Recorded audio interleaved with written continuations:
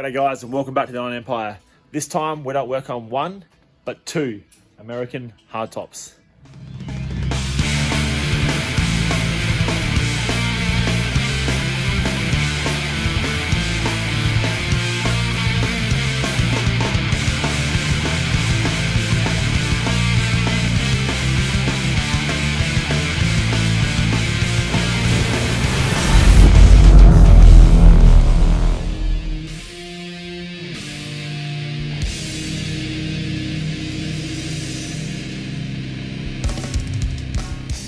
G'day guys, another summer day, another day filled with sneezing my head off because there's hay fever. But I'm going to push through, bear with me. We've got two new cars here. Number one, down the road, $1,000 4x4, little Ford Courier. I bought this because it was $1,000 and it's handy to have a backup vehicle for around the block with 4x4. But more importantly, we got ourselves a Dodge Dart. This puppy came from in the Adelaide Hills. A young lad that watched the channel, Kalen, bought this car. It was an impulse buy for himself, and ultimately he's trying to restore another Valiant, so he had to move this one on. Andy and I have been looking at this thing for a couple of months and procrastinating, and we finally bit the bullet and bought the thing this morning. So it's going to be like nearly 40 today, so nothing's going to happen on this. I'm just going to get off the trailer, park it in the shed, and we're going to attend to this next year. It's a good tune. It's only running on a few cylinders, but we definitely need to blow the cobwebs out of this thing. Might have a go now.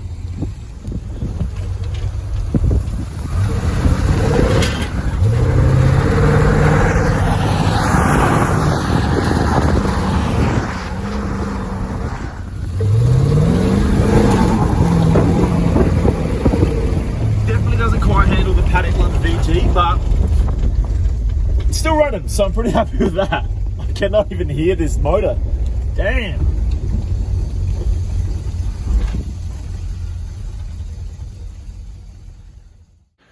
Okay, so we are now back in the shed.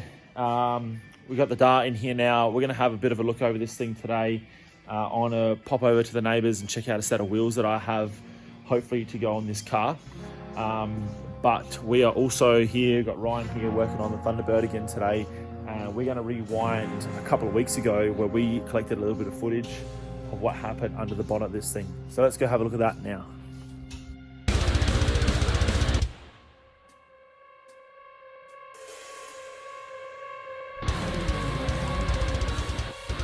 All right guys, so now we have made this arts and crafts section here of alfoil newspaper because I didn't have any paper here, and just a hell of a lot of tape, hell of a lot of time, but that's what it takes to get an engine bay painted without pulling the motor, because that would have just been far too large. But Ryan's been flat out today doing as much as he can here, and yeah, it's just about ready for paint. So I'm just going to mix up some paint while he just gets it all wiped down, ready to go. But yeah, big tip, always use alfoil to do real tight spots in engine bays, or if you're trying to sort of mask up areas that are really tricky. It grips, holds on tight, and it saves you from trying to peel off all the masking tape later. It's way easier.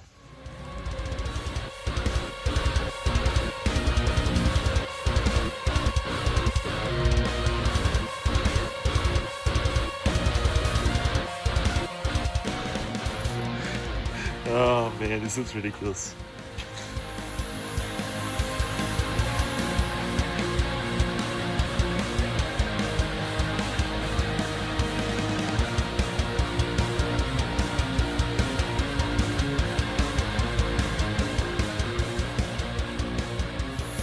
So this is far from a how-to because we obviously backyardists here, but it is a method to basically get your engine bay looking pretty sweet. Obviously the right way to do a restoration is nut and bolt, but it's horses for courses, and this car just needs to tidy up. The rest of the car is pretty good, but the engine bay is a bit scrappy. So in this case, what we've done is rubbed it all back and prepped it to go straight paint over paint. You obviously want it to key in. I wasn't going to go down the path of priming this car, So basically where we've been working of different layers of paint, when you start laying some colour down, you'll always get what we call fry-ups or shrink-back areas. That's the thinners getting in behind the original paint. So there's a trick you can use by adding a little bit of hardener in your base coat, which is your colour, and it does reduce it because it sort of wants to set before the thinners gets a chance to get right in there. So it won't completely save it, but it's going to reduce it. So we'll get the rest of this colour down and then we'll get some clear down.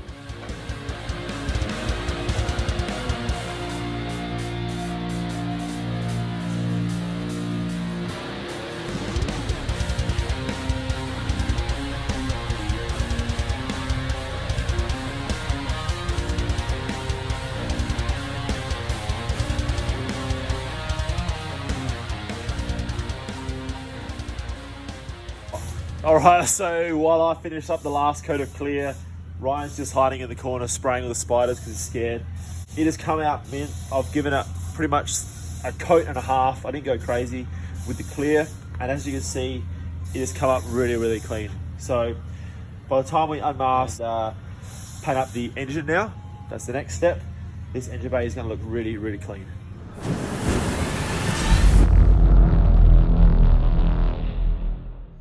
Real quickly guys, I get asked in the comments quite a lot about my sleeveless tops.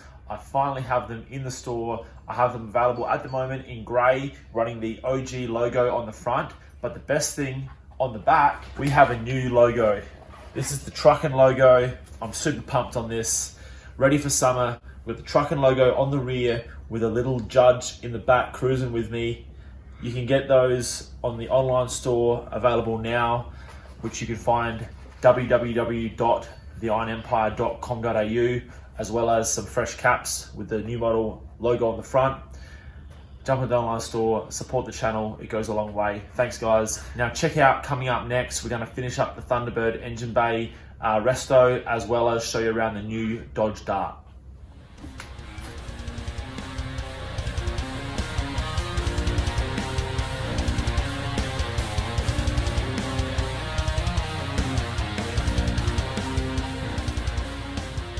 Alright, so we're nearly ready up there to start laying down some colour, and I'm just coming up with a colour for the engine because it looks like it was like a dark charcoal colour.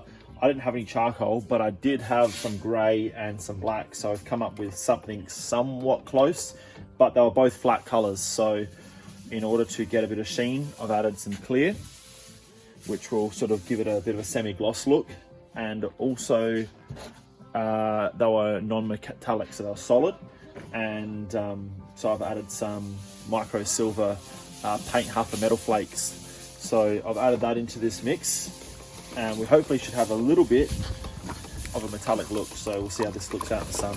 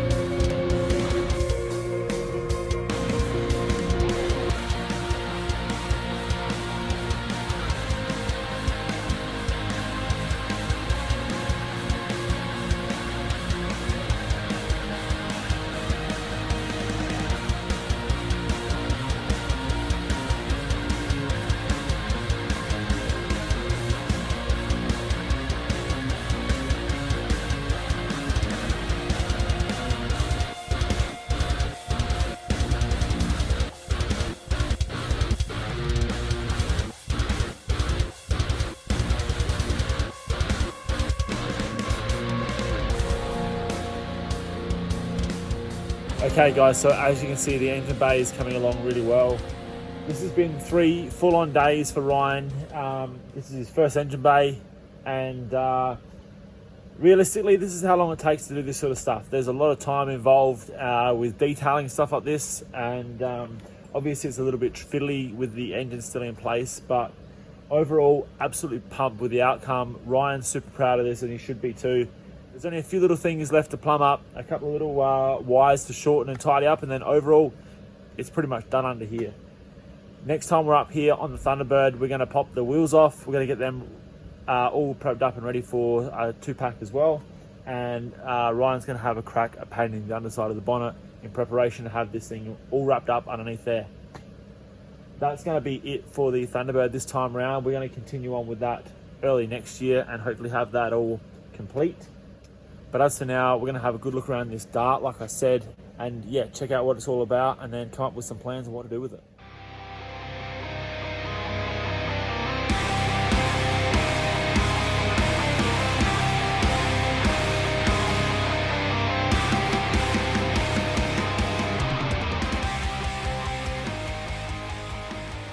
Alright guys, so here it is, the 72 Dodge Dart Swinger Edition.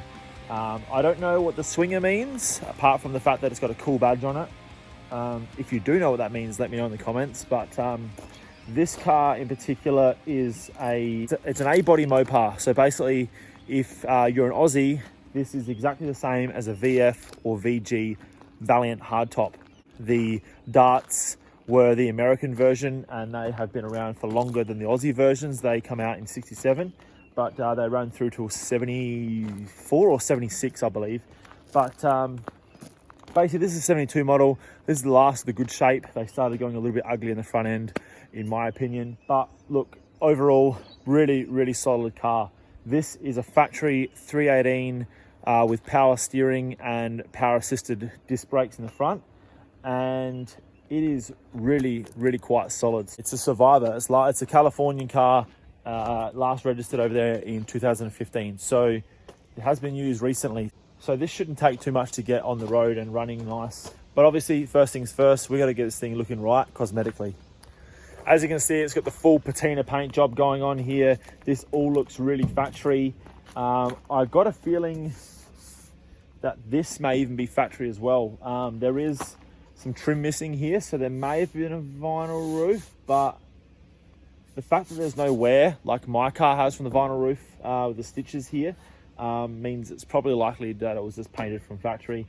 As you can see, the floors are super tidy. There's no rust in this thing. It is like unbelievably clean, solid car. But for now, we're going to throw a carpet in it, detail it up the best we can, obviously service it, make sure everything's all sweet mechanically, and first things first is get the thing low.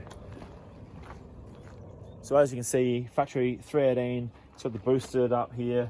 It doesn't look like it's been too messed with, although it does have an aftermarket intake manifold, Wind, and a Edelbrock carby as well. It does sound super mild. I don't think there's anything done to it. Still got factory exhaust manifold. I believe it's even a factory system. It looks like factory piping under there, but overall, I'm super happy with how clean this thing is.